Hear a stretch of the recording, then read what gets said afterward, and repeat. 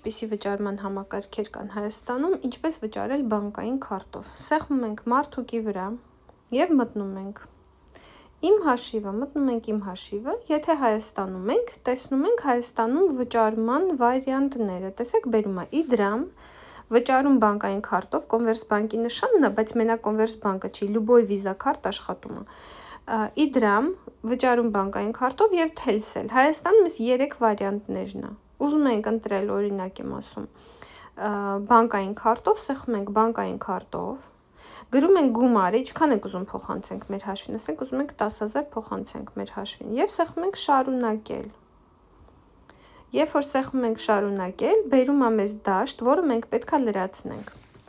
Նայեք, ուրեմն ոնց է, այստեղ ինչ դաշտեր են։ Card number։ Եթե այստեղ կա card number, ուրեմն սա ձեր քարտի համարն է։ Այս սաղ տվյալները, որոնք դուք այստեղ պետքա լրացնեք, ձեր քարտի վրա կա։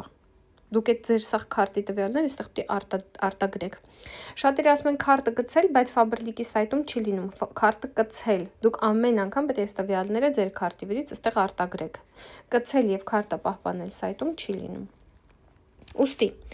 եթե ուզում եք փողը փոխանցեք, գրում եք card number։ Սա ձեր քարտի վրա երկար թվերն է, գրում եք։ Ձեր երկար sense թվեր եք գրում։ Հիմա expiration month սա եւ expiration year սա ձեր քարտի գործունեության ժամկետն է, որը ձեր մոտ 2 թվով է, կարա գրած լինի 0, ասենք 03, այսինքն մարտ, եւ տարի, կարա գրած լինի 2035 թիվ, այսինքն ընտրում եք առաջին ձեր մոտ 2 թիվ է, բայց դե սայթում ամիս է ու տարի է։ Ուստի եսի ուշադիր եղեք, մի քիչ այդտեղ են մարդիկ շփոթվում, այնտեղ առաջի թիվը ամիսն է, երկրորդ թիվը տարին է։ Ընտրեցիք CVV-ին, հետևը 3 հատ թիվ է, գրեցիք CVV-ին։ Եվ card holder name։ Card holder name-ը դա քարտի տիրոջ անուն ազգանունն է, որը գրված է քարտի վրա։ Անգլերեն տառերով է գրված։ Դուք նույն ձև, ինչպես որ գրած ասենք, Անահիտ եւ այլն։ Եվ օրինակ Գասպարյան, ենթադրենք, հա? Այսինքն, ինչպես որ գրված է քարտի վրա։ Հիմա, երբ որ բոլոր տվյալները լրացրեցիք, սեղմում եք pay։ Երբ որ սեղմում եք pay, ձեզ սայթը հարցնում է կոդ, ու այդ կոդը գնում է քարտի տիրոջ հեռախոսի վրա։ Այսինքն Անահիտ Գասպարյանի հեռախոսին SMS է գնում կոդը։ Այդ կոդը ձեզ սայթը հարցնում է, միջև դուք այդ կոդը չգրեք, փողը չի փոխանցվի։ Հենց որ դուք այդ կոդը հեռախոսի վրա ստացաք, սայթում գրեցիք, հիմա իմ մոտ չի բացվի, որտեղ ես հիմա ֆալշիվի տվյալներ եմ գրել, բայց եթե դուք ճիշտը գրեք, տվյալները կբացվի սայթի վրա, կասի կոդը գրեք, կոդը կգա ձեզ, դուք կգրեք սայթում, հենց որ դուք կոդը սայթում այստեղ կգրեք, ինքը կոդը ձեզ հարցնելու էլի Faberlic-ի սայթը։ Հենց դգրեք վարկյանի տակ ձեր փողը կփոխանցվի ձեր հաշվին։ Այս վարիանտն է, բայց այնտեղ կարաք վճարեք իդրամով, թելսելով, ես մի հատ կարամ փորձեմ չիրիզ ըստեղ, բայց իմ հիշելով դուք պետք է մտնեք իդրամի ու թելսելի ծրագիրը, որը ձեր հեռախոսի վրա է, տեսնենք։